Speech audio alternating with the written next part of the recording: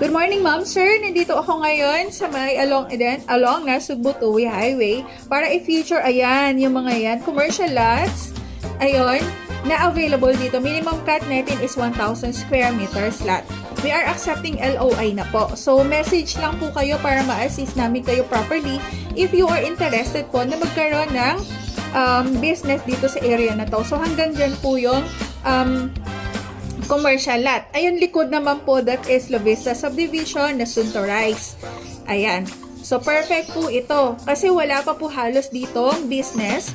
So, kung magkakaroon kayo ng lote dito, balak nyo mag-negosyo dito, perfect po ito. Message nyo lang po ako para na po ma-assist namin kayo properly.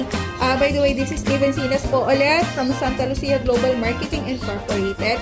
Hope to see you po. God bless you and stay safe. Message.